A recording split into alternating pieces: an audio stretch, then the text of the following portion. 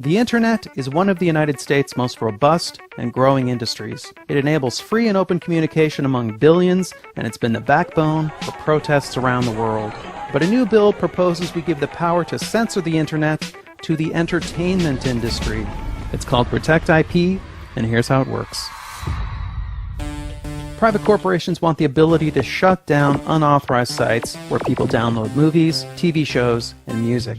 Since most of these sites are outside U.S. jurisdiction, Protect IP uses a couple different tactics within American borders. Firstly, it gives the government the power to make U.S. internet providers block access to infringing domain names. They can also sue US-based search engines, directories, or even blogs and forums to have links to these sites removed. Secondly, Protect IP gives corporations and the government the ability to cut off funds to infringing websites by having US-based advertisers and payment services cancel those accounts. In a nutshell, that's what Protect IP will try to do. But in all likelihood, it'll do something else altogether. For starters, it won't stop downloaders. You'll still be able to access a blocked site just by entering its IP address instead of its name. What Protect IP will do is cripple new startups because it also lets companies sue any site they feel isn't doing their filtering well enough. These lawsuits could easily bankrupt new search engines and social media sites.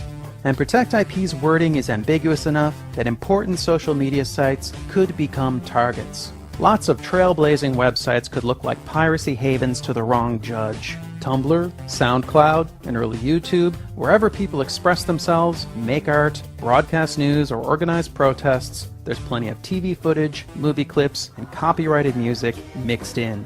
And even if you trust the US government not to abuse their new power to censor the net, what about the countries that follow in our path and pass similar laws? People around the world will have very different internets, and unscrupulous governments will have powerful tools to hinder free expression.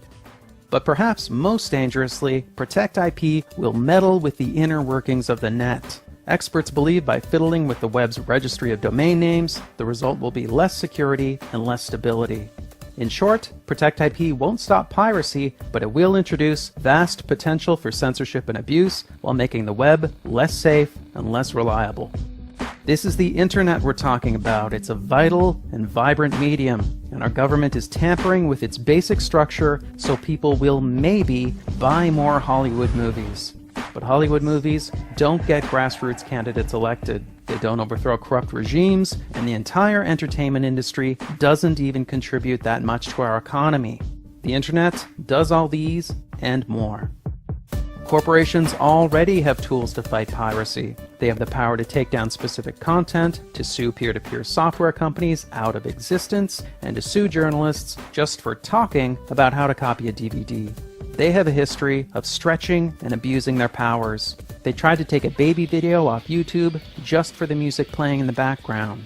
They've used legal penalties written for large-scale commercial piracy to go after families and children. They even sued to ban the VCR and the first MP3 players. So the question is, how far will they take all this? The answer at this point is obvious. As far as we'll let them. Since we made this video, Protect IP has gotten much worse and is set up for quick passage. Now, the government and corporations could block any site, foreign or domestic, just for one infringing link. Sites like YouTube, Twitter, and Facebook would have to censor their users or get shut down, since they become liable for everything users post. And ordinary users could go to jail for 5 years for posting any copyrighted work, even just singing a pop song.